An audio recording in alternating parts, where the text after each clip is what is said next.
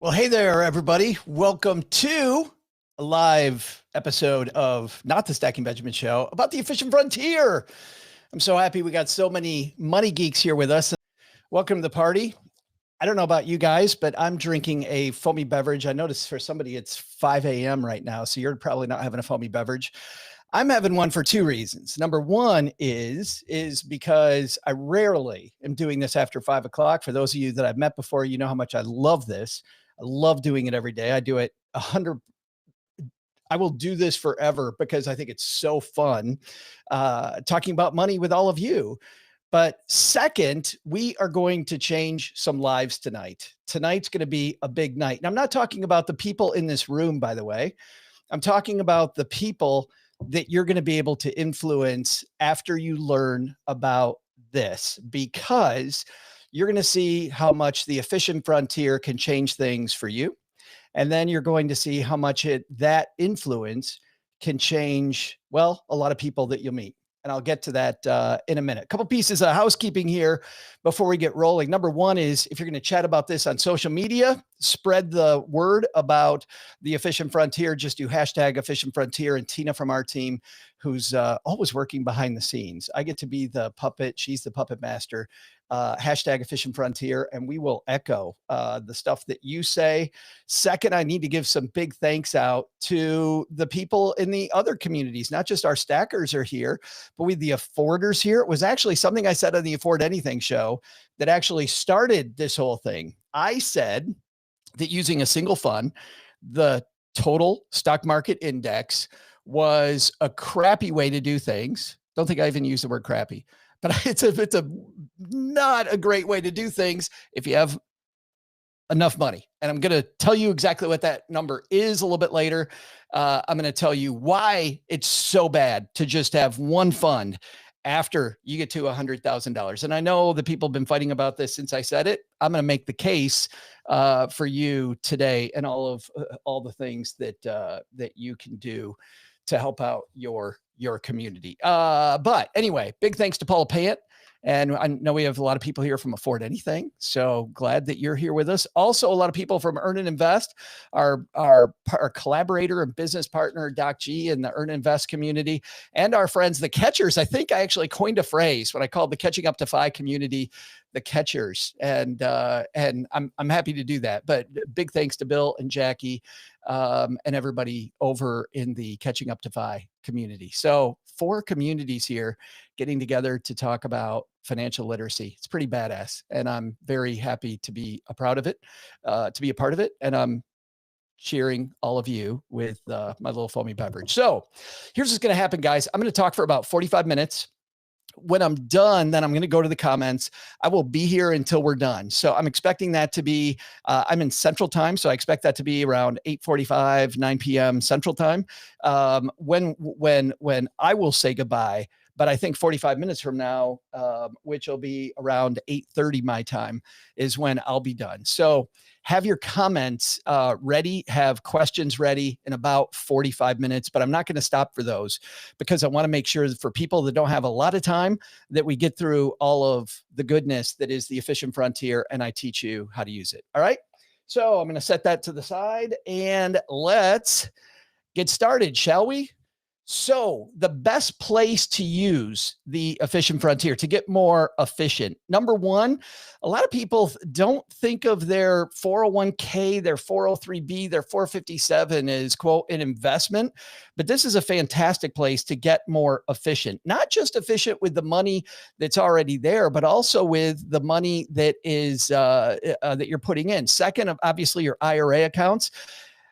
I want to talk specifically, though, about your non-IRA brokerage accounts. And the reason is, if you're not inside a tax shelter, whenever you make moves, you might pay taxes. So I want to just put an asterisk. Now, that's not a reason not to make moves, right? I don't want the tax tail to wag the efficiency dog. I definitely want more money. My goal is to have Bill Gates' tax bill. Like, that's totally my goal. If I could have a bigger tax bill and have more money, amen to that. And I know that all of you are there with me. But when you make moves in that non-IRA brokerage account, there's going to be taxes. In the top 2, there won't be. Because of that, by the way, a couple places, a couple resources that we have because, and we're going to talk about this later, making this all dovetail. We've started creating some guides around this. So one of our guides is our benefits guide. I'm going to hang out here for just a second. There's a QR code if people want to check out our benefits guide. So I'm going to just count to 5 in my head, maybe take a little drink. And then number 2 is to sign up. You're part of our 201 newsletter that comes out twice a week. I know people that get it. This thing has a 50% open rate, and we email you twice a week, which is double the number that a lot of brands will talk to you. But you know what? Kevin Bailey does such a good job of providing leaks. Bigger than that, though, when I go around the country, I want to know who's in that area. And the 201 allows me to make sure that you get the word that we're coming to your area. By the way, I'm coming to New York City in December to party with Doc G and with Paula Pant. That's on December 12th. We've got 85 tickets, so stackingbenjamins.com/NYC. All right. Let's talk about the efficient frontier. Specifically, what is it? Why do I think this thing's so important? Why have I been talking about it for so long? Why do I keep going on and on about it? How do you use it? And how do you maintain it? There's only one goal, right? More money. Don't need a lot of goals. This does not take as much time. I don't like the words efficient frontier. You probably don't like them either. It makes it sound really hard. It's going to show you it's not as hard as people think it is, but it is actually fairly simple and only one goal. So here's how it came to be. This guy, Dr. Harry Markowitz, won a Nobel Prize for the efficient frontier. And the reason he won the Nobel Prize was he showed that this is the most efficient way to meet your financial goals historically.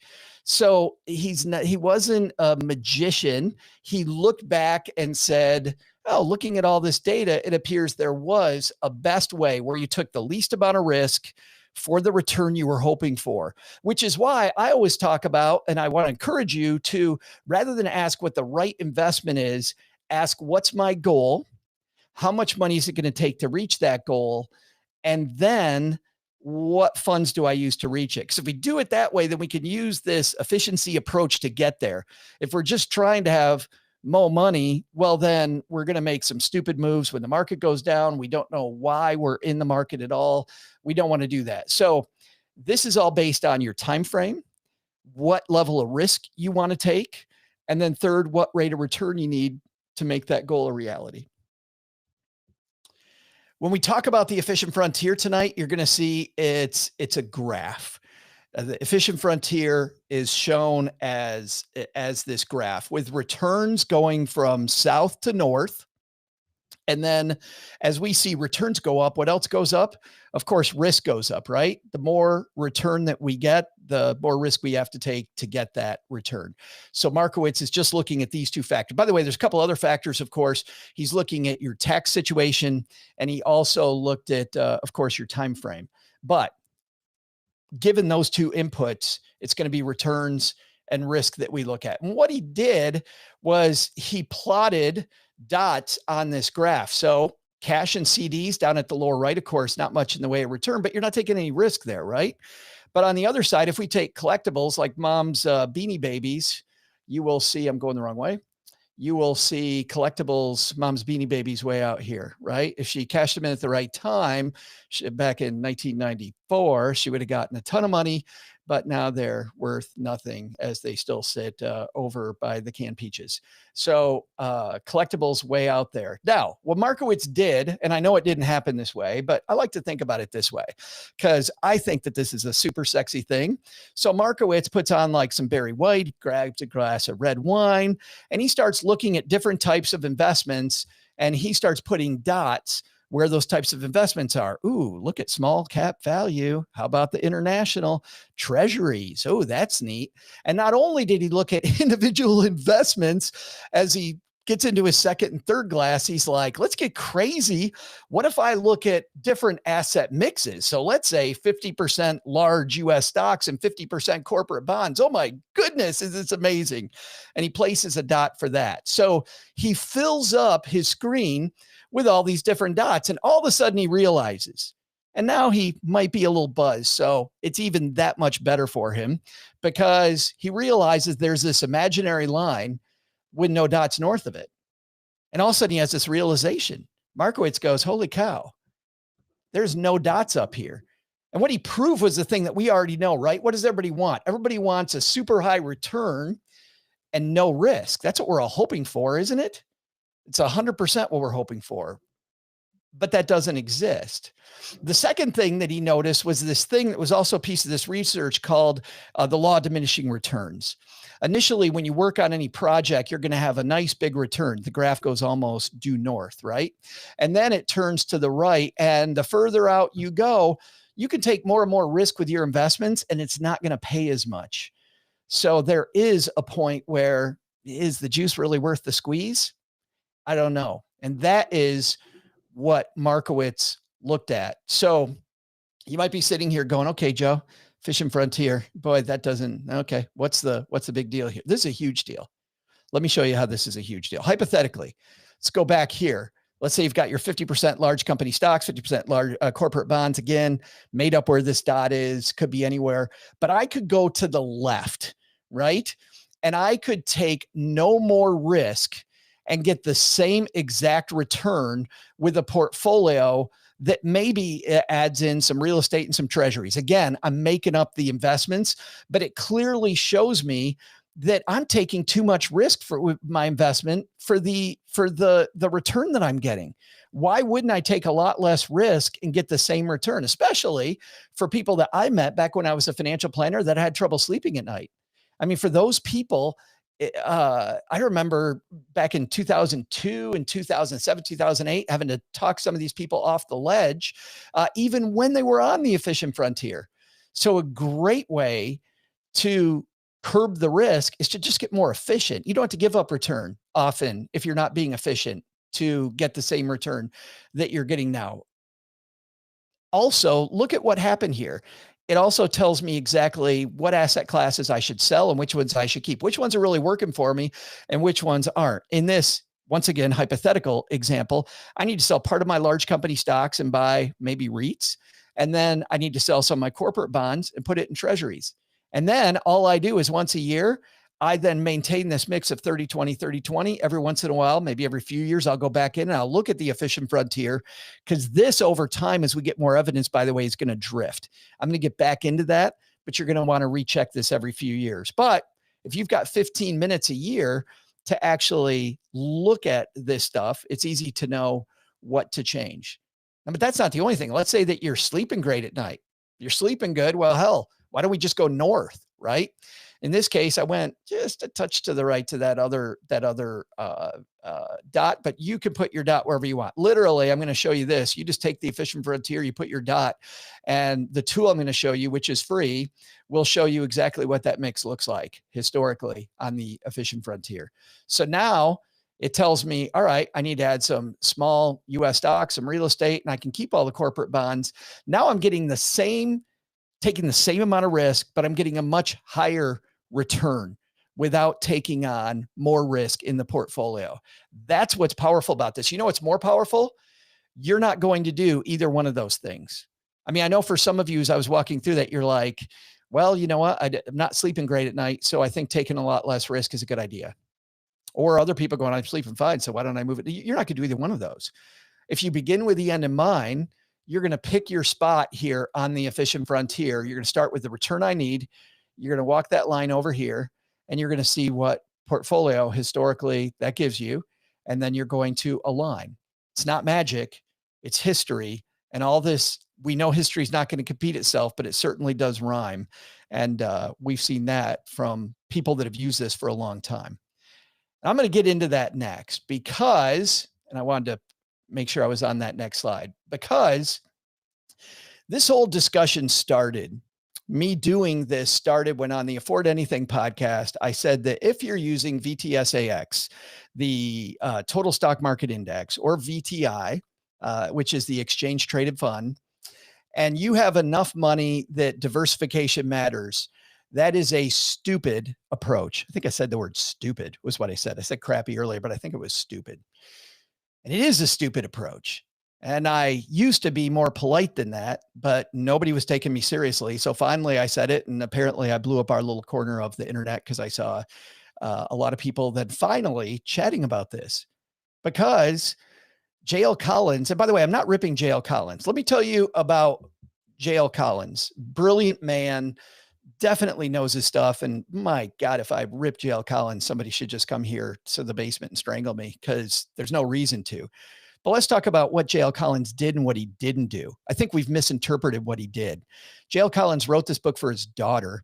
And the reason he wrote it was because so many people starting out freak out about the investment choices that are out there. I see this all the time. People, there's so many investment. What do I pick? What's the hot thing, right? You see this in investment forums all the time. What should I invest in? You're asking a bunch of strangers.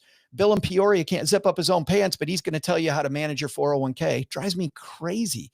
Why do we do that? J.L. Collins said, don't worry about that. You know what? When you're just starting out, or heck, even if you don't know what to do, use the total stock market index. Just bet on the economy. That's all you got to do. And he showed in that book that you're going to be okay if you do that. You will. That is the simple path to wealth.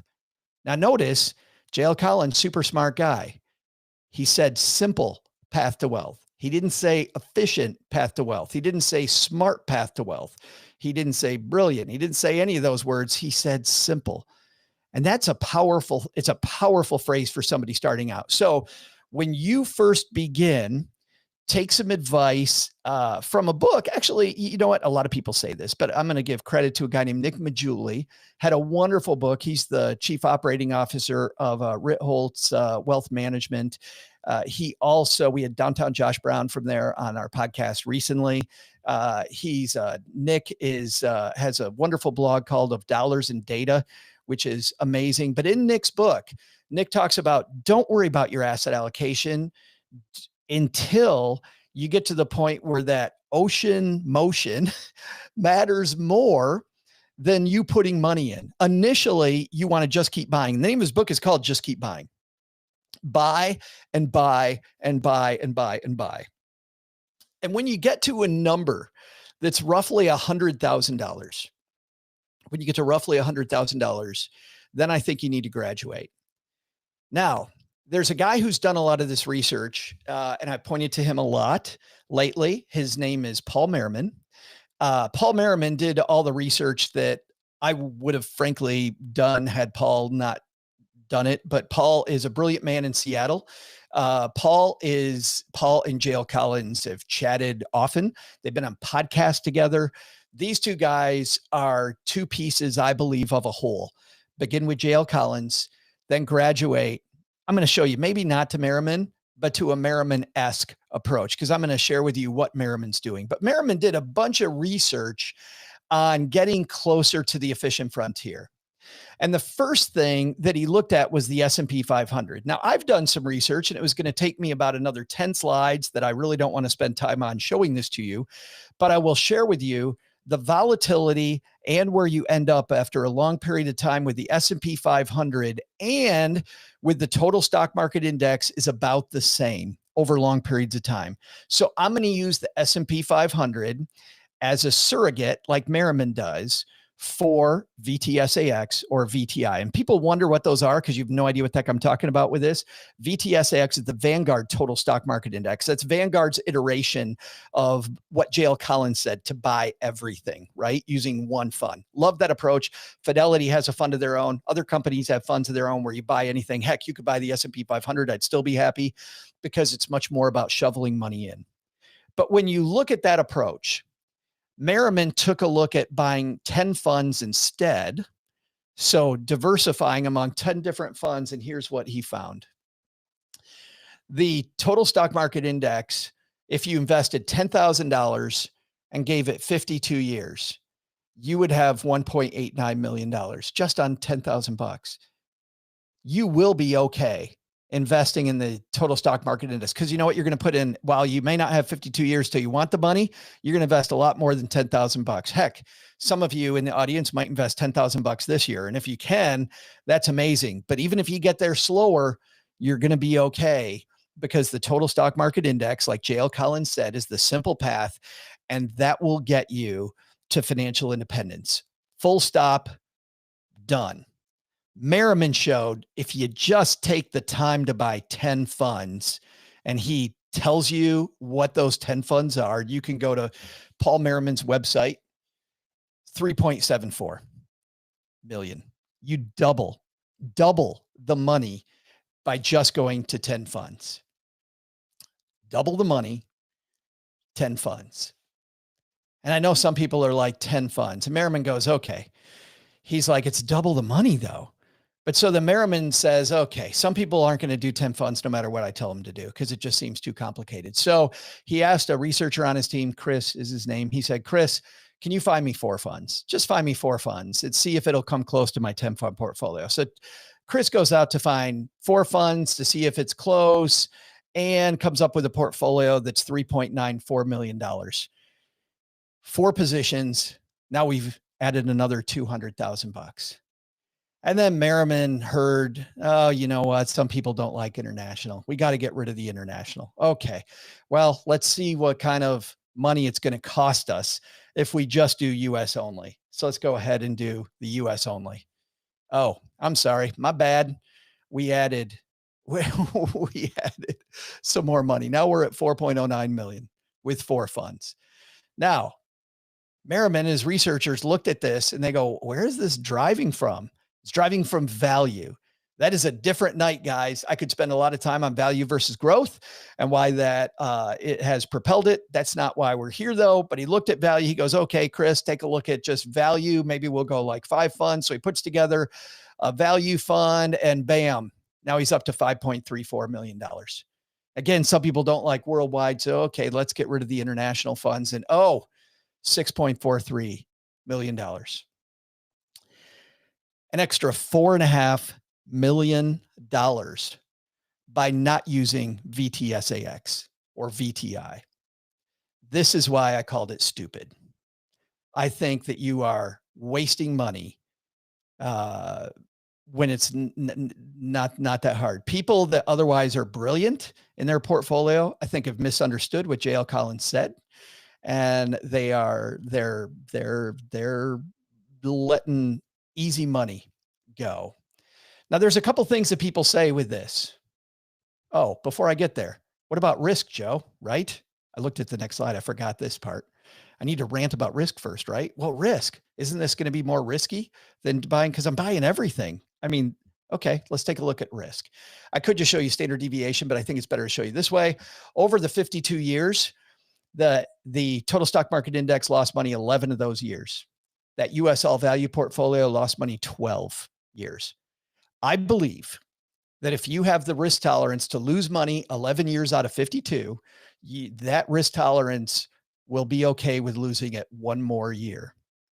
Also, what's the bottom year? Well, in the S&P 500, it was 37%. You lost over a third of your portfolio in a single year. That hurts. That hurts a lot. US all value lost 1.8% more. Again, I would posit, this is a theory, I think it's a pretty good one, that if you have the stomach to stomach a year where you lose 37%, it isn't any more risk tolerance to lose 38.8. I think that's the same level of risk when I looked at investors back when I was advising people. I don't think it's a different person that's taking those two different risks. I hear something else from people though. And my question is, what would you do with an extra $4.5 million? And I've gotten this answer. I see this all over the place all the time. I've heard this from people and it is, I have enough. What is enough, right? And by the way, I love this. For me, we're going to talk about purpose and meaning on the Stacking Benjamin show tomorrow morning's episode. And in that episode, I think, it is about what are we going to spend money on? I remember the old movie Wall Street, right? What's enough yachts to ski behind? How many yachts can you ski behind? Bud Fox asked Gordon Gekko. At some point, there definitely is enough. And the simple path to wealth probably is enough. But this actually, guys, makes me more tired than any phrase because of this. And I used to put kid gloves on. I used to not get sarcastic about this. And I'm going to apologize a little bit because this is going to be a little I, I'm just going to say it. If you're thinking to yourself, well, I have enough. Well, good for you. You know, it's amazing. You have been given this gift where you're here with us tonight. And I'm not saying that being here is a gift, but you knowing the things that you know to know that this is even an important YouTube live to be on. That's a gift that you and I both know together. There's tons of people out there that don't have the financial literacy that you have to even come this far. And if you're at the point where you're looking at having more money, well, then heck, you probably are already great at budgeting. You're already great at saving. You've mastered those things already. And if you've done that, you've been given this gift. And to take that gift and stop and say, well, I have enough. Well, good for you. But you've got a community of people around you. There are nonprofits in your community. You might be able to build intergenerational wealth. There are so many people that could use this gift that you have, this brilliance that you have to be able to do this. So I would posit that, sure, you have enough for you, but wouldn't it be great to help out those people around you? And by the way, you don't have to make it a handout, right? You can do this however you want to. If you want to get in the trenches and use this money to teach people, or you want to fund organizations that you love, there is so much fuel here that you can use for good. And that's why I had the beer tonight. Because, well, I haven't had it yet. I have it sitting here. That's why I have the beer sitting here, because hopefully I'm going to convince you that, well, yeah, you might have enough. There's a community out there that you can impact. And oh my goodness, if we can do that, guys, together, I will be so happy. That's why I do this every day. And that's why I hope that I can encourage you to take the time it's going to take. And by the way, some people are going to think, well, this sounds like it's going to take a lot of time. It's complicated. Heck, I've heard some people that are podcasters in our community say this. I've heard people that are bloggers in our community say this. People that I think know better than this. It's going to take a lot of time. It's complicated. I'm going to show you, once we get this set up, it's going to take 15 minutes once a year. 15 minutes, one time a year for $4.5 million. 15 minutes, $4.5 million. 15 minutes, $4.5 million. Want to do one more time? Because I do. 15 minutes, $4.5 million. That's what the Efficient Frontier can give you in this scenario. Of course, it's going to be different for you, because I don't know what your goal is, but it certainly is going to get you a lot closer to your goal than what it took to start out. All right. There's my rant. I'm going to get down off my step stool and let's show you how this gets done, guys, because now I'm all fired up. Here's what I'm going to do. There's lots of places to look at the Efficient Frontier. I'm going to use this one. This is a website called Portfolio Visualizer. It's available at portfoliovisualizer.com. Now, this is the front page. And when you look at this front page, what are you drawn to? Over there on the left, it says get started, right? Tools for better investors. Your investments explained. Oh, heck, I want to get started. Don't go there. Because if you go there, they're going to ask you to set up an account and pay them some money for other stuff. Now, this is a great site. They have a lot of great tools. Certainly, if you want to pay them, then pay them. But the thing that we're looking for actually is free. Don't go there to get the free thing. Go up there to the upper right where it says tools, because that's where the Efficient Frontier is. And if we do the pull down menu, you'll see all of these different cool tools.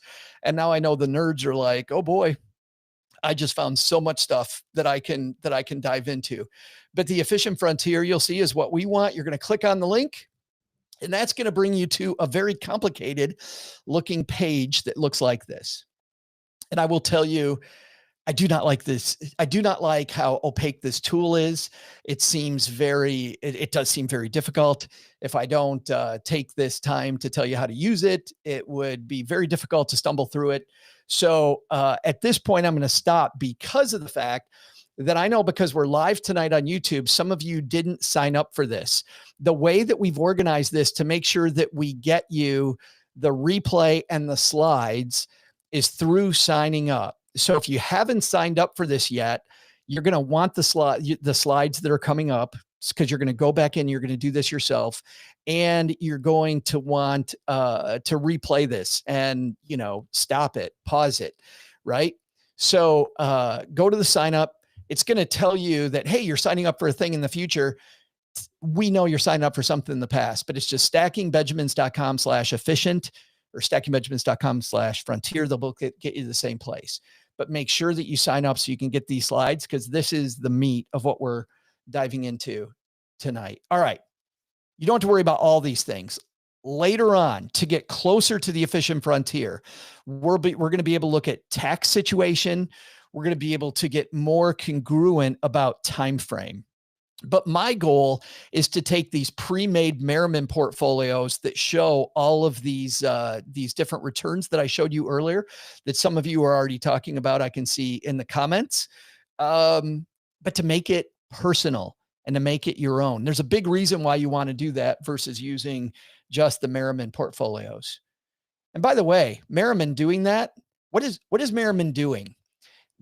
Merriman isn't doing any magic. You know what he's doing? He's getting you closer to the efficient frontier. He's just picking spots along the efficient frontier based on different funds. He is creating just an arbitrary close to the efficient frontier, much closer than the total stock market index is. That's all Merriman's doing. That is definitely a step in the right direction. If I convinced you to go that far, that's great. I think that it's going to be better if you go this last step. All right. We're just going to look at these 4 boxes, guys. This is all that you're going to need to know. And actually, really, you only need to know 3. I've got the 4th one circled because I want to make sure no matter what you do, you understand why you don't want to put anything in there. But let's start with this top one, tickers. Tickers means we're going to tell this software exactly what funds I want to use. And then over on the left, where it says ticker symbols, I'm going to put in the exact funds I want to use. I wouldn't do that. You can do that if you're looking at your 401k. You can put in your different 401k funds and put those in for different tickers, and then give it what the max weight is and have it look at those. That's okay. I prefer to start off with the asset classes that I want, because given everything, I want to use indexes. I want to use less expensive stuff with less drift. I want to stay away from managers. That's a whole different YouTube live for that. But I click asset classes. So all I did was I take that tickers, I click on it, and you'll see it's tickers. I toggle that to asset classes. That's step 1. Step 2, then I come down here and I fed it, and you're going to want to come back to this screen or to this slide, and you're going to want to put these in. Now you're going to see there's a long list of things that you can put in. Some of these asset classes have been added lately, so they don't have much data.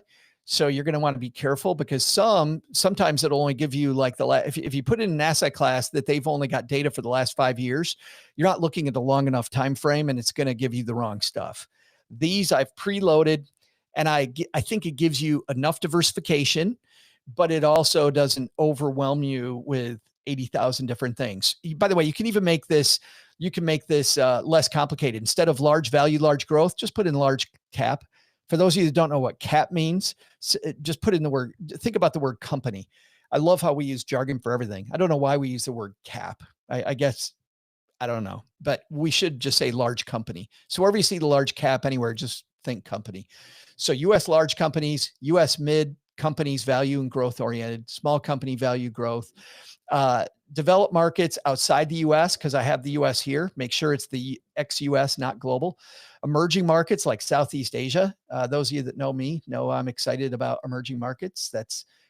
Daddy shouldn't have favorites, but I love my emerging markets. And then short-term treasuries, intermediate-term treasuries, corporate bonds, REITs, precious metals. There you could go with gold. You could go with commodities. I'm happy going with commodities. I wouldn't just have gold. So if you want to change that around a little bit, go with, but don't go with commodities and precious metals and gold. Just pick one of the 3. Don't pick gold. All right. Next one I circled just because I don't want you to put anything here. I put 5% in these for a reason. If you put anything in this box, you're telling the software, I have to use this allocation.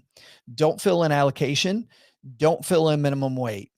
A lot of the time people will think, and the reason, obviously, if I leave allocation blank, that means I'm not telling it, hey, I want to make sure I have 40% of my money in large cap value. If you're doing this and you have some stocks, the reason for it, let's say I own Nvidia stock and I don't want to sell it right now and it's 5% of my portfolio, I will put Nvidia in there and I'll put 5% Nvidia, right? I'm not selling it, so I want it to work around that position. I can do that. So with allocation, I'll do that if I am married to a position. But with the weight piece, that means what percentage of the portfolio do I want it to be? I do not want to say anything, because if I say 10% large cap growth or 5% large cap growth, it will include 5% large cap growth. I just want it to tell me what's most efficient without doing that. However, I don't want it to go overboard. I want to make sure I stay diversified. And at this particular moment in time, it's a dangerous time to use the efficient frontier, because one asset class like Soren's ring has ruled them all, right? And that is large cap growth. If we just said, if you have a decent risk tolerance and we said, give me the efficient frontier, it's just going to tell you 100% large cap growth. And the reason we don't want to do that is reversion to the mean. Between 2000 and 2013, it took US large companies from 2000, it took them into 2013 to get back to where they were at the peak in 2000. It took it 13 years to get back to that peak. Imagine having an asset class not perform for 13 years. That could happen again to large caps. So do I want 100% large cap growth, even though that's what it's going to tell me? Absolutely not. I don't want that. I do not want that. So I'm protecting myself. I don't want more than 30% for me and anything. Why did I choose 35? That's my number. You can make it 25. You can make it 40. I wouldn't go above 30, but once again, it's your money. You can play with this. I use 30. All right. So I put all those things in, and then you got to press this button. And once you press that button on the bottom, welcome to the efficient frontier. And this is a video of me doing it a few days ago. And you're going to see as I go up and down the line, it's telling me what to invest in. And notice sometimes it's giving me less than 1%, guys. Feel free to disregard those. Also, it gives me very technical numbers like 13.45%. Go ahead and round that to 15. The efficient frontier is going to drift anyway. Go ahead and use round numbers. Our goal is to get close to the efficient frontier for your goal. Now, of course, you're not going to just pick up spot. You're going to go to your financial plan. You're going to go, okay, I need 8% to reach my goals. Bam, there I am. Here's 10, here's 11, here's 12. Now, a question you might have, and I'm obviously teaching you this, so I'm really not watching the comments, but a question I might see in the comments right now, you might be thinking is, why is this above the efficient frontier, Joe? You said there's going to be nothing above the efficient frontier. This is because I capped it at 30. And if you remember, I told you that large cap growth right now, it would give you a much bigger percentage than 30, maybe even 100, depending on your risk tolerance. And it's telling me, Joe, this is above this efficient frontier. There is over this time frame, 203 to 2024, because large cap growth has rocked so much that was more efficient. What's interesting is in the news, of course, as things change, what is one thing the new administration's talking about? Breaking up tech companies. We even saw today a headline about Google having to possibly sell off Chrome, right?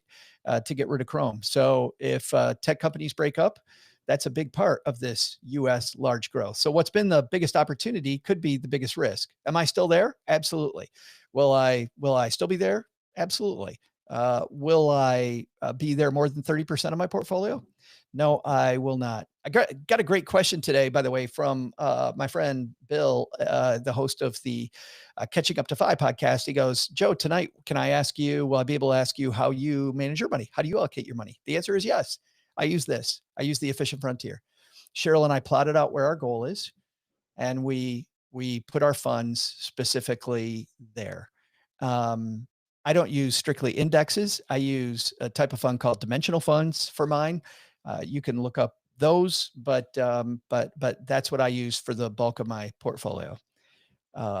Is the efficient frontier. 98% of my money is on the efficient frontier. The other 2% is me playing around with stocks that I probably shouldn't play around with, getting involved in crypto in the past and doing some fun stuff, but not a lot of that. So that is how you do the efficient frontier. And then once you choose your spot, by the way, if I scrolled down, you'd see that there's all kinds of historical stuff. So if you are a data nerd, you can totally nerd out on this site. It's a wonderful place to go and look up more. But for the very at the very least, I really, really like just doing what we said. Because if you just do what I said tonight, that's going to shorten your approach. It's going to get you much closer to the efficient frontier. And you know what? You're off and running. So why this versus Merriman? Because I said this. Well, no matter what I say, people are going to think that it's magic.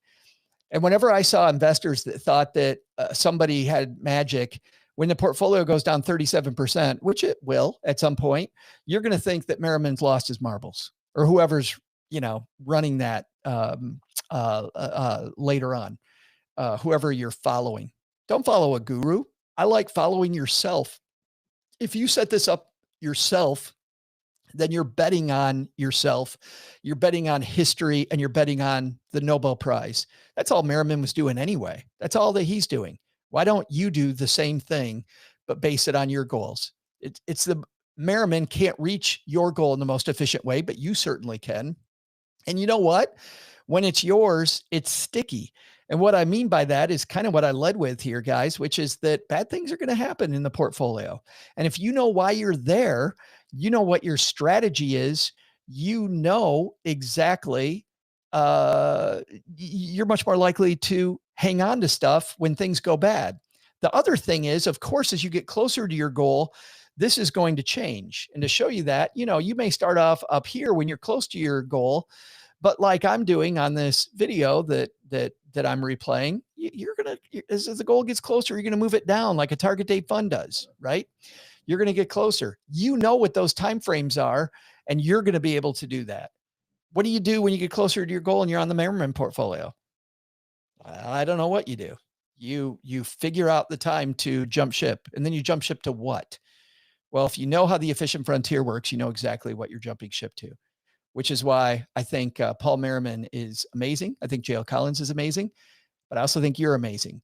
And the thing I've said over and over and over, this is why I don't like target date funds, because of the fact that you can make your own target date fund, and I think you're smart enough to do it. Damn it, you're smart enough, and people like you, right? So overall, what does this mean? Overall, this means that in your financial plan, you've got all these different pieces. And today we talked about investments, but in a real world, and this is why we just don't cover this on the Stacking Benjamin show. We cover all kinds of different areas, including bringing money in, your debt strategy, your tax strategy, your estate plan, your risk management approach. But these are all individual pieces, but you don't want to manage them like they're individual pieces. Your efficient frontier is based on your financial plan. Your financial plan is based on how much money you're bringing in. That's going to affect your tax strategy. As you build more, you're going to have an estate plan. Maybe you're at the beginning and you need a better debt strategy. Your retirement plan and where money's coming from is going to tell you how much money you're going to have that comes out over time. What's your exit strategy? How you manage the efficient frontier is going to be based on that. And of course, I think the efficient frontier is part of your risk management approach, right? If we could take less risk getting there than we're taking with our investments to get that same return, that's what I want to do. So instead of thinking about these as all separate, you want to think about them as reaching your goal, which is why you've heard me say so many times, begin with the end in mind and then work backwards. That's also why the number one place that you're doing this is in your is with your benefits at work. And, I'm going to bring this up again because I'm super excited about it. It is our new thing. Stacking Benjamins has never had any products. We've never had anything. We've just had the podcast and some videos. Well, that's changing because we are making 5 guides we're very proud of. Our workplace benefits just came out. You purchase it once. We update it every single month. You never buy it again. So if you want to make your workplace benefits all dovetail, this is what we've made to do what I talked about today to make it all come together, which is our mission. We're going to give you many curated links at our 201 newsletter. And once again, if you have not signed up for this, before I go to questions, that QR code right there is the sign up page. Make sure you sign up for this so that you can get the replay and so that you can get the slides so that you'll have all of this in the future. All right. That is the efficient frontier. And let me do this because we're here. I thought I could tell you what's coming up tomorrow. Candy Valentino joins us on the podcast to talk about intentional living with Doc G and Paula. And then next week, every year we do our Black Friday. Like, don't get ripped off by doorbusters. We have these wonderful people in that area that talk about Black Friday deals. And then the day after Thanksgiving, we used to do a show that nobody listened to because they're all out spending money. I see the numbers. The numbers were horrible. We turned it into our annual board game episode because I decided to make a show for me. And we do two lists, a list of board games that help teach people about money or at least have an economic engine. I don't like games that necessarily teach you anything. And then second, games that are fun. Some notables. I know Jackie from Catching Up to Phi is going to be on the Monday following Thanksgiving. And then Bernadette Joy, Crushing Your Goals. And for people that know this guy, well, if you don't know this guy, he makes about $100 million a year. Alex Harmozy is going to help us kick off the new year talking about how he makes money. So if you want to shovel faster, Harmozy, I've already done this interview. It was so intense that OG and I are going to break this interview down, and we're going to really dive into what Harmozy says because he makes so many points. So we're abandoning the format that we normally have on Stacking Benjamins on January 1st, and we're going to talk to Alex Harmozy. All right, we've got a bunch of questions. So let me see what questions. Let me get rid of this. And I'm in a continuous loop. There we go. All right. Let's take a look at what questions you guys have for me. So, and Tina's been curating some of these. She says there's a ton of fun. There's a ton of fun questions. I can't wait to read those, but let's do these. So should someone use different efficient results per bucket? Good question. So do I have one portfolio on the efficient frontier or different ones? Let me tell you this, like mom says, don't let perfect be the enemy of good, guys. So yes, different buckets is better, but it's also more complexity. And, but if we're beginning with the end in mind, I really do I like that best. But listen, if your goal is to just be here to do better, you're going to be a lot better just by finding the aggregate time frame where you think you're going to need most of that money and then backing it down as you go. So the correct answer is yes, but don't let that scare you. I would much prefer that you do something.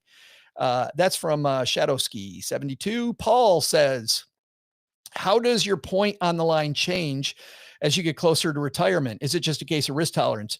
Yeah, Paul, I think you probably left that, before I got there. But what you'll do is as you get closer to the goal, you're going to land the plane, the phrase that OG hates. You're going to land that plane and take less risk.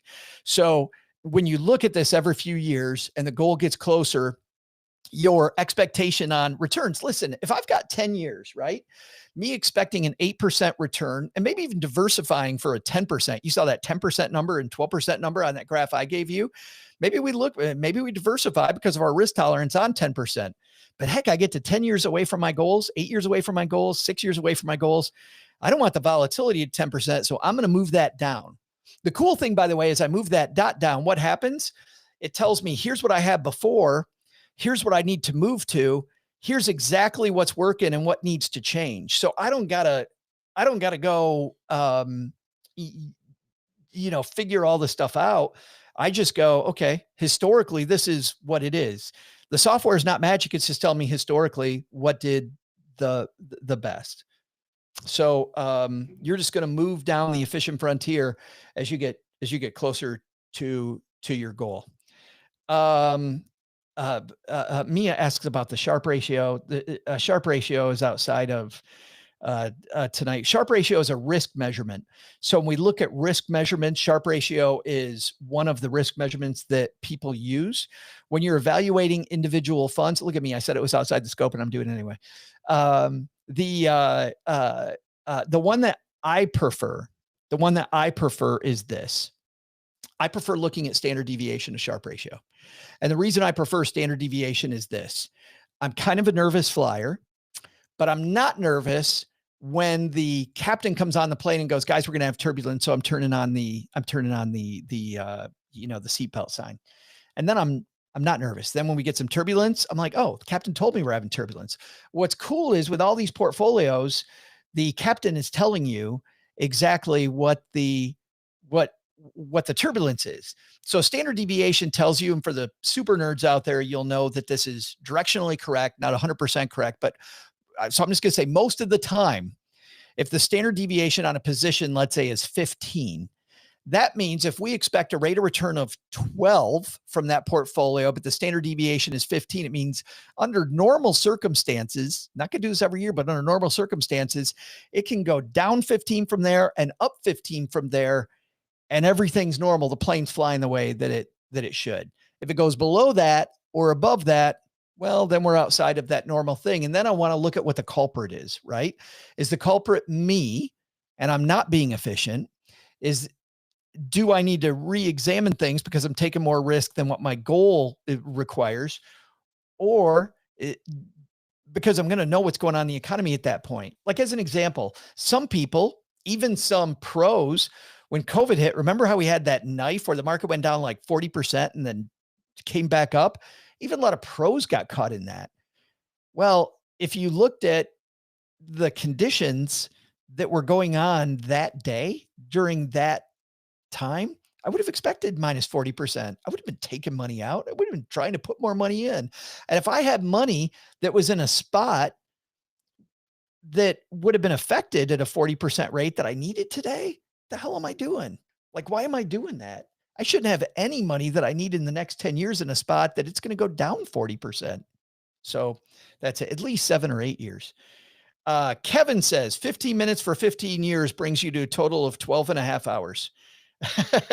With 4.5 million over those 12 and a half hours, you're looking at an hourly rate. I love how Kevin, I love this, how Kevin looked at the hourly rate, $360,000 an hour. Kevin says that's below his pay grade.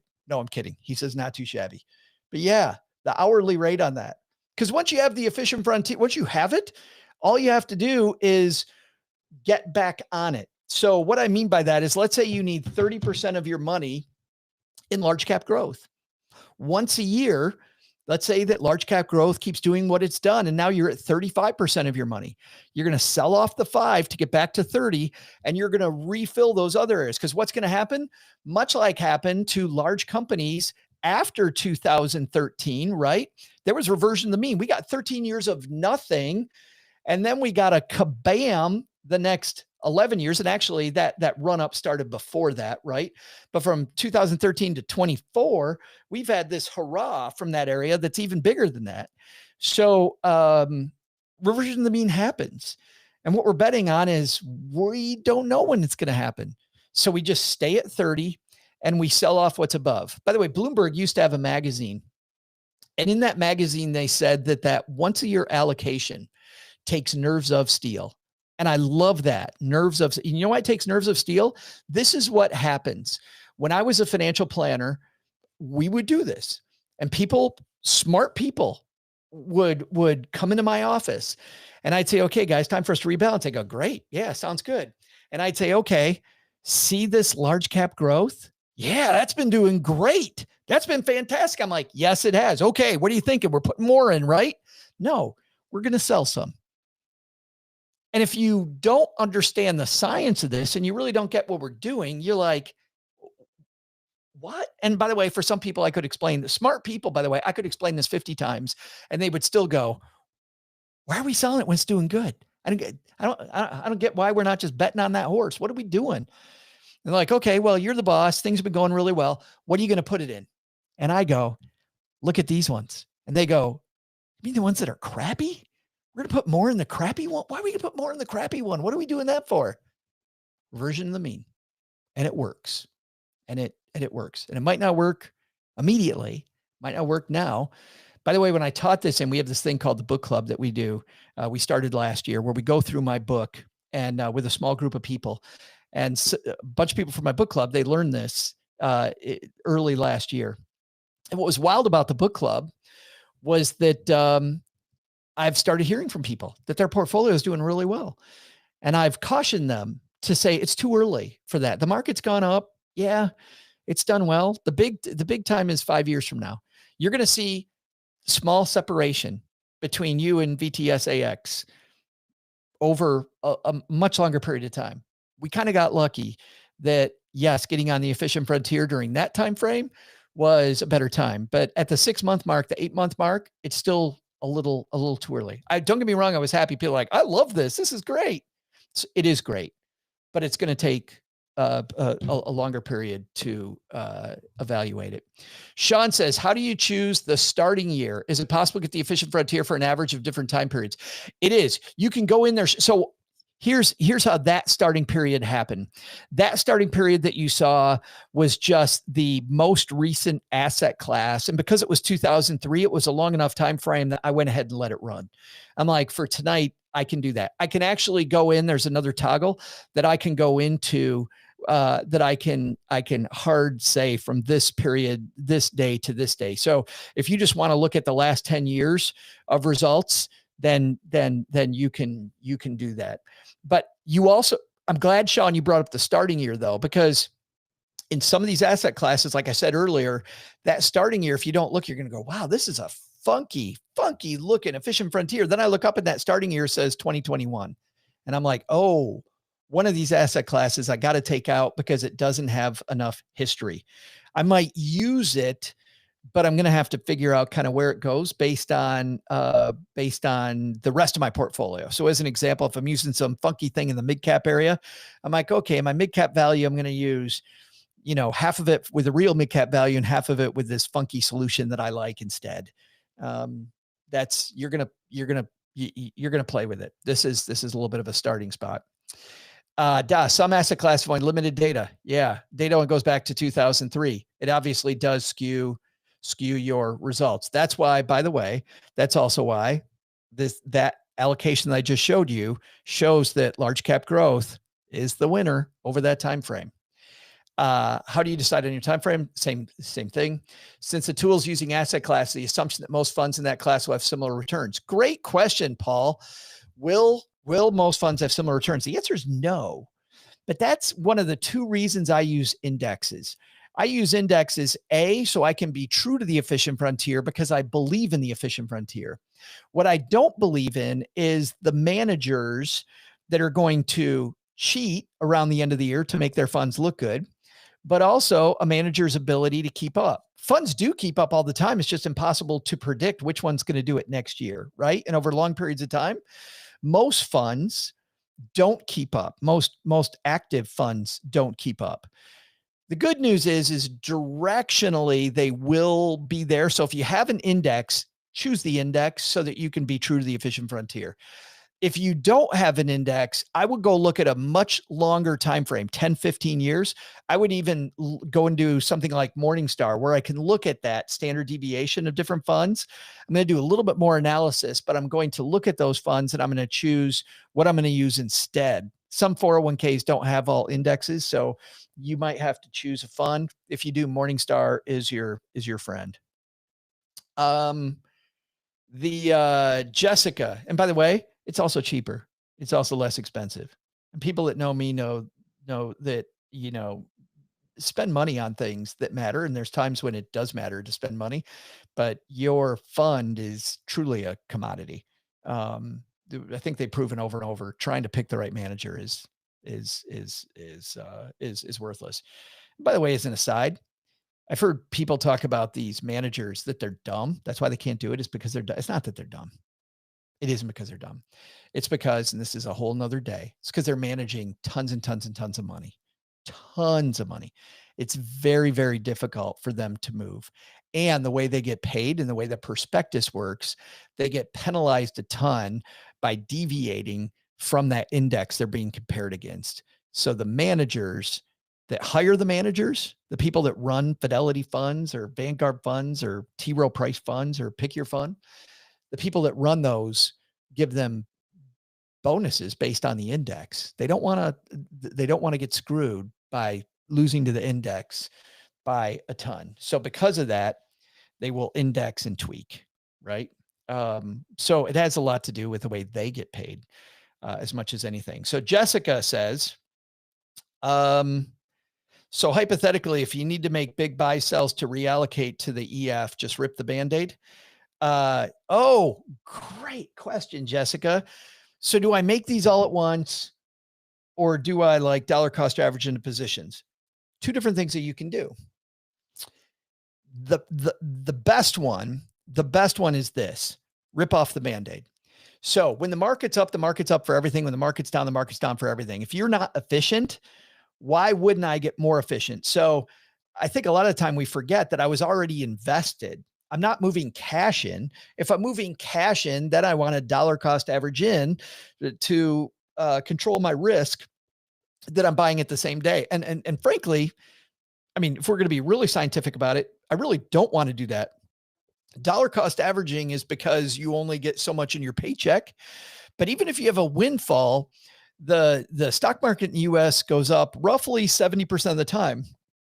And if you can withstand egotistically that you might have picked the wrong time, 70% of the time it's better to just go in all at once than to dollar cost average. But because you don't know, and because you don't want to take that risk, it's the wrong time, people will give up some upside to put in a little bit at a time. But if your money's already invested now, yeah, rip the Band-Aid off and invest it the right way for you now. Like, change that. Now, the reason I said there's two ways to get there. With positions that let's say you have a position, but you don't have enough of it, right? You can do one of two things there. You can either change around what you have now, or you can do what a lot of people do, which is just change your allocation so you get on the right track over time. So let's say that small company value needs to be 10% and you don't have any. Well, rather than buy all 10% right now, you do 100% of your paycheck for the next 6 months into small cap value until you reach 10%, right? Then you're dollar cost averaging in that position. You're not moving a much bigger number in all at once. The rest of your stuff is where it needs to be. So you can do it with your existing stuff, do it with your contributions, fill in the holes. And often, by the way, when people are doing that rebalancing that I talked about, instead of moving around the money that they have, they will just rebalance by changing their contributions to fill in those holes over time instead. And then, every year. Now, if you do that, you might want to do it every 6 months because you don't want to end up with way too much money in a single, in a fund that goes above and sends you out of whack the other way. But I like that. Paul says, how did you pick those asset classes versus one of Merriman's lists? Paul, I'm not sure specifically what you're asking. How did I pick those 13? When you pull those down, what you're going to see is those are just the common accepted. There's generally 19 asset classes that make sense for most investors. Those are the 13 that 99.9% of the time we're going to use. So rather than put in 80 million asset classes, I'm just trying to keep it a little bit more simple. Clearly, now that you have the tool though, Paul, you can go play with other asset classes and see what it does, because you're going to find that the results are not going to vary a ton. You're going to actually start seeing, as you play with some of these asset classes, the history that this software is really working on, that any asset allocation software is working on. The one thing, and I think who mentioned this earlier, Da mentioned this earlier, you clearly, I wish that Portfolio Visualizer had longer term data. There is longer term data for some of these asset classes they don't have, but that's the price of a free tool. right? The price of a free tool is that we're going to get directionally there. Paid tools, currently available to you and me. There's a few out there, but none that I could come up with like right now. There's a tool that Paula likes that, oh man. Anyway, somebody here might know some of the other tools. It's wild trying to think about that. Look at me turn all red because I can't think of it. I'm working my brain. All right. That is yeah, it's fun watching stuff that you guys are talking about. Chris's book club was amazing. I learned so much. Thank you, Chris. It was super fun. We're going to open up the book club for our stackers. If you're getting the 201, we'll tell you about the opening of the book club. We're going to take a maximum of 30 people this year for it. We take 10 sessions, 90 minutes each, over 10 weeks. Again, like this, we keep the video available then for people, and we dive into your complete financial plan. So Ben, if I previously just bought VTSAX, shouldn't I just go to edge of the efficient frontier until I'm at my goal? It's the same set it and forget it mentality. Shouldn't I just go to edge of the efficient frontier until I'm at my goal? Well, the answer is that if you put in VTSAX, you'll find that it's not at the top. It's not at the top. So if you're talking about the top of that efficient frontier line, you're nowhere near the top. The answer is yes. You could go there and you could forget it. The question is then, and who asked this? This is Ben. Ben, it's a great question, but the question is then, as you get closer to your goal, even with VTSAX, you're taking too much risk because, and this is the thing that when you get close, sequence of return risk really matters when you get closer to the day you need the money. When you get to the time that you're no longer putting money in, you're taking money out, you're going to want to be much further down on that efficient frontier. So the answer is, if for today, long range, I'm like, hey, I don't care about risk. Let's go up the efficient frontier. If you're loading it just with those 13 asset classes that I just gave you, 100%, because those asset classes are already, the indexes are through reputable companies. You're not getting in anything crazy. You're not, and if you cap each one at 30%, you're even still going to be fine because you're going to stay diversified with that approach. So over the short run, if you're telling me you don't worry about the left, right, and you want to be further right, well, hell yeah, go do it. Just realize the further right you go, the more bounce you're going to get. But yeah, the answer is absolutely yes. Jessica says more foamy beverage. Thank you. I did not. By the way, this is what a board game geek I am. This is from when I went to Board Game Geek Con back in 2019. Guys, this is super fun. Thank you for hanging out tonight. And I hope we have changed some lives. It'll be so cool if you guys end up with a lot more money that you can use in your community. I'm on a nonprofit here. I know a lot of you guys are on nonprofits. I know that,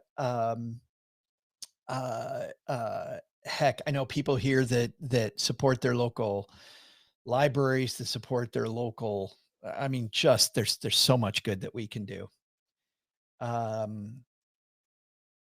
Bill's got a question. Claudia says she has the same question. What about asset allocation and the efficient frontier? How do we manage our taxable accounts? Asset location. Bill, that's great. Bill, I'm glad you mentioned that, because you're going to do the same thing. You're going to do exactly the same thing. You never want to let the tax tail wag the efficient dog, right?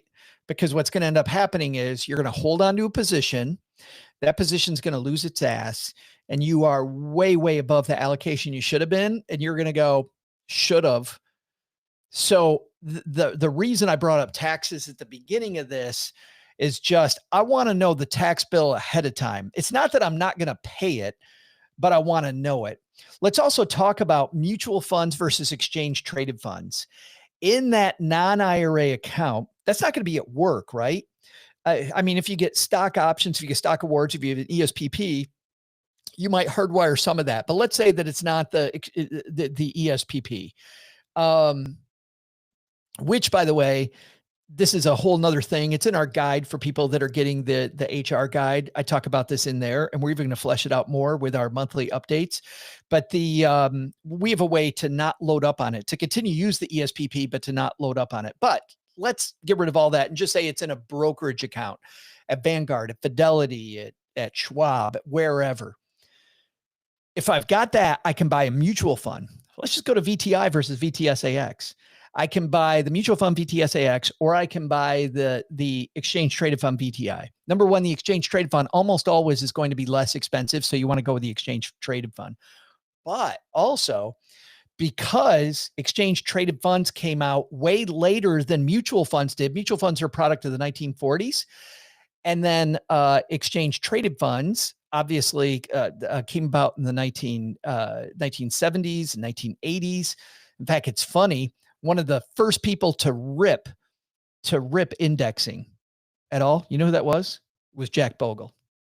Jack Bogle ripped indexing, and then he got on board later, which is a whole nother story. We talked to Robin Rigglesworth, a fantastic reporter. And if you just put in Robin Rigglesworth, you can go back to that episode of Stacking Benjamins and hear how the father of indexing was totally against it. But back to my point, because I'm getting a little ADD there.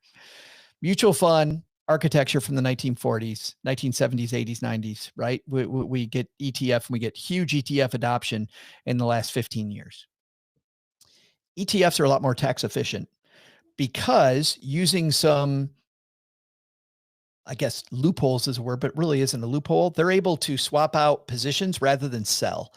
So if a mutual fund is, if VTSAX, again, using the same example, has to get rid of some Microsoft because Microsoft becomes a smaller part of the economy. So they sell some of it off. When they sell that position, they have to go to all the different investors. Let's say there's 10 investors. Yeah, there's going to be hundreds of thousands of investors. But let's say there's 10. They split up according to the percentage that each of these 10 people own, that capital gain among those 10 people. So just for that reason alone, for tax efficiency, I want to buy ETFs and not buy mutual funds. Now, the good news is at Fidelity, you can now buy, and it was funny, I think I talked about how this was coming more in the future, and Uncle Frank actually pointed out somewhere that, Joe, you can already do that at Fidelity, and you can. But I think it's going to get wide adoption everywhere. It's coming at Vanguard. I saw that some people at Vanguard now can buy ETFs monthly. The big problem with buying ETFs historically has been you can't make these monthly contributions. But now that's becoming ubiquitous. And I think by the end of the next year, 2 years, everybody's going to be able to buy ETFs. Buy ETFs as much as you can. To build, to make a short story long, continue to rebalance. If it's a smaller allocation and you haven't held onto it long enough, that 12-month period to get the long-term capital gains, I may think about holding it. Look at how long it is to get the long-term capital gain versus the short-term capital gain. So maybe I skew it by a month or two, but see what's happening. I'm starting to make excuses of why I'm not staying on the efficient frontier. I don't want to do that. I want to do that as little as possible. So I may make some exceptions, but for the most part, I'm just going to know what the tax bill is, and I'm going to minimize it by buying ETFs instead of by buying mutual funds. Now, at this time of the year, the thing that I want to do not buy into mutual funds right now until they go ex-dividend. At the end of the year, all of these mutual fund companies will tell you that they're paying out the dividend to everybody. Doesn't mean more money. Dividend usually means more money, but if they're paying out the dividend and the capital gains, that just means there's no fair way for them to do this based on the architecture of the product. So they're going to declare it. And I know people that don't know these rules, they will buy a mutual fund right before the capital gains tax gets declared. And now they're responsible for a big, huge gain that they weren't even a part of. Don't do that. So look up your fund. If you have to buy a fund, make sure that the fund is ex-dividend and that they've already paid out the capital gain for the year. And then go ahead and do tax rebalancing. And what that means is if you've got a position that lost money, you need to try hard to lose money this year. But if you've got a fund that's lost money, sell that fund, buy a fund that is materially different, meaning could be a similar fund, but through a different company. buy that company instead. Then you can declare the tax write-off. There's a thing called a wash sale rule. You got to stay out of there for a point in time. That's a longer tax thing that we can get into later, but it's super easy. Just stay out of there for a couple months. You can then buy it back or hold on to the new thing, whatever you want. So every year we'll do some tax loss harvesting, which, robos talk about tax loss harvesting, which makes sense if you're like 50 years old. Why are robos telling you at 23 years old, who they're marketing a lot of the time, that tax loss harvesting is the thing? Okay, I've got a couple $100 in my fund. I'm going to tax loss harvest. Really? That's going to make a difference? It's sounds sexy for the robos, but if they were marketing it to older people, it'd be better. And by the way, what are robos doing? Robos are working different spots on the efficient frontier like Merriman is, but they're being more CYA about it, because if the market goes down, they know a lot of people are in target date funds or in a robo because they don't understand. So you'll generally pay a little more for a little lower return, because they don't want to get sued because the market did what it does and you were on it. Forrest says, how often would you rebalance? Once or twice? I rebalance once. A lot of people, Tina added the Robin Wigglesworth interview if you want to hear the story of how index funds came to be, about how ETFs came to be. It is fascinating. By the way, Tom, yes, ex-dividend timing does not matter if it's in an IRA. It's only for your non-IRA stuff. Taxes don't matter for any of this. Efficient Frontier, Tom, is, as you already know, is a beautiful thing inside of your IRA accounts. When I'm talking about taxes, it's always outside of your IRA accounts. Anyway, where are we at?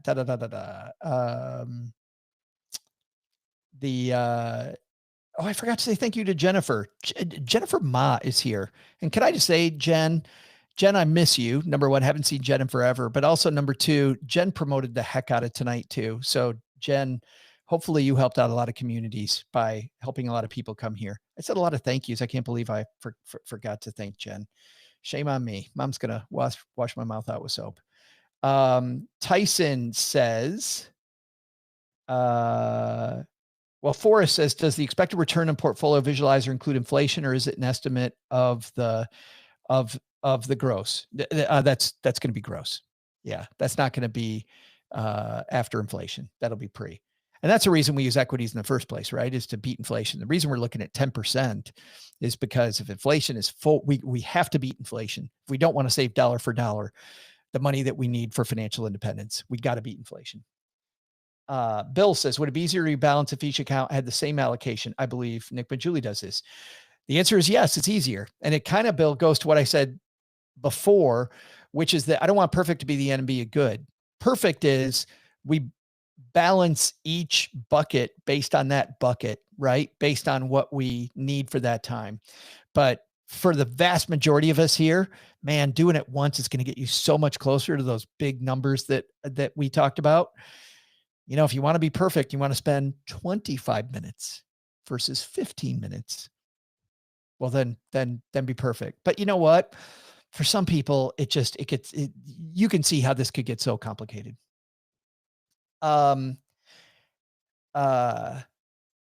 Ketiara says, how do I translate asset class into funds to invest in? Thank you. So what I do, Ketiara, is this.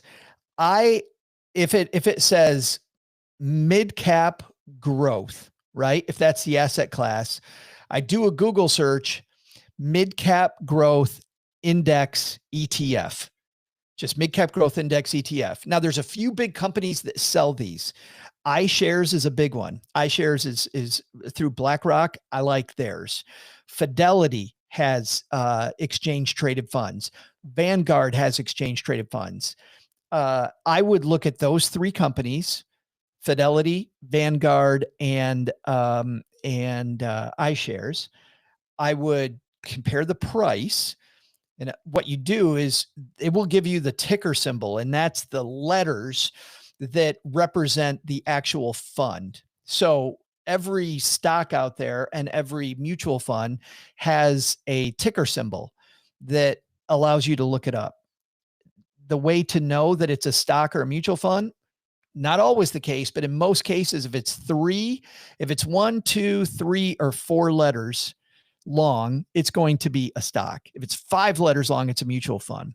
By the way, 3, because exchange traded funds trade like a stock, an exchange traded fund will almost always be 3 letters as well. So I'm looking for the ETF, exchange traded fund, looking for ETF mid-cap value. And you can put in iShares or put in Vanguard or put in Fidelity in your search, and it will bring it up. It'll go boom. It'll bring it up. If you want to do it more technically, go to a place like Morningstar, morningstar.com. They're going to ask you to pay for an account. There's nothing in Morningstar for a paid account. You can open up a free account.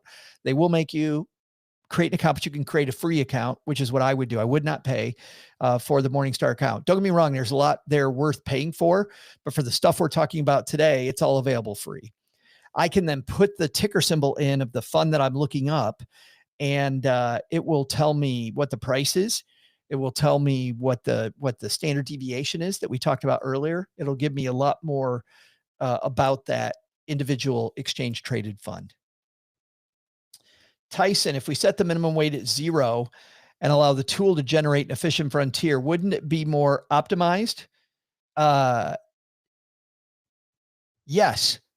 And I hope, Tyson, you didn't miss that. I think you missed that. When I put 5s in there, it was because I was telling you not to do that. I was telling you specifically not to do that. So I didn't mean to mess with you there. But that I put the 5s in there to show you that you're messing up if you do that. Because it is going to do exactly, Tyson, what you're thinking. It is going to give you the a weight of at least 5% in all of those things, which is crazy. We don't want to invest in 13 things. Like Merriman said, most people, they want to invest in 10, which is why I looked at some of those smaller portfolios. So yes, set your minimum weight to 0, set your maximum weight. I like 30, make it a little smaller, make it a little bigger. That's up to you. For me, 30 is the good number. Jessica says M1 Finance too. You can buy partial ETFs. I love M1 Finance. By the way, to answer Bill's question, also, I said 99% of my money's at dimensional fund. 99% of my money's on the efficient frontier. Most of it's dimensional funds. I do have money at M1 Finance as well. The two brokerages I use for the vast majority of my money are dimensional, and then I use which I buy them through Schwab, and then I use M1 Finance for my simple IRA. M1, and then my play stocks are also at Schwab. Does one's age time horizon affect what the efficient frontier configuration should be? The answer is that'll solve for itself. So the time horizon is going to be part of your financial plan. You can look at a specific time frame, but based on your financial plan, it's almost like the guy said, who I think it was Ben, who was talking about set it and forget it and go way up the efficient frontier. So the answer is yes. You're going to start off here on that north-south axis, and you're going to look at what return am I really focused on, and what risk is that, right? What's the standard deviation to get there? And I'm going to pick that point first, and that's going to be based on everything is going to be based on your time frame. The entire thing is going to be based on your time frame, and that is specifically why, as well, I like using the efficient frontier versus using a static Merriman portfolio, because as I get closer to the goal, I can change it. Paul Merriman has no idea when I'm going to need to go further down the efficient frontier, but I do. And if I am not afraid of this tool and I'm not afraid of those two words, then I can change it myself. Sean, can you please address the lack of any ex-US assets on the efficient frontier? Yes. The reason is, so when you look at, if yours is showing no US assets and you wanted to, you're going to have to put in a minimum weight at this point. And this is because international has sucked for so long, right? It has absolutely sucked for a long time, that it's now sucked for so long that in that period that I just showed, 2003 to now, You're not seeing it, right? It's US. You look at Merriman's numbers that I showed you. Every time we took out the worldwide stuff, what happened? You went up. As we went more value and we went more US, it went up. It's crazy. Do I have international in mind? Did I put international? Absolutely, I put international in mind. And A, reversion to the mean, and B, I like the international positions in my portfolio because I believe that they're, well, reversion to the mean is the reason why. So for me, I do put in a minimum weight when it comes to international, but that's on me. And I'll tell you, guess what's happened to my returns because of that a little bit of drag there. I'm okay with it because I'm playing the long-term game and I know why I did it. There's only one person to blame and it's my goal, and that's me. And you know what? Once again, it becomes more sticky then, because now instead of me going, damn it, market, damn it, whatever, I'm saying, damn it, Joe, you made a decision and now you're living with it. But it's the same thing that you're seeing online. People going, why am I investing in international? Like, why? And all the pros are that I know of are putting a minimum weight still in there. You're seeing it, in any forum that includes professionals, any forum that I see, the professionals always go, yeah, put some international in there. So that is why. Zorak says, is there a way to map my current allocation relative to the efficient frontier to see how close I might already be? Absolutely. If you start with that ticker symbol thing that I put up there, put in your ticker symbols and see what it gives you. Make sure you look at the beginning date on that, because if you've got some funds that have been around for a few years, you might see some whacked results. But if your funds have been around for a long time, you can really see where you're at versus the efficient frontier, which is pretty cool. Cosette, hey, Cosette says, Cosette's somebody I feel like I know because she, we chat so often in the basement, but we've never met as far as I know. Have we met? Did you come to my book thing in Arizona? I think you're in Arizona. I have Admiral shares of VTSAX. Do you think that I should change them to VTI if I'm doing this?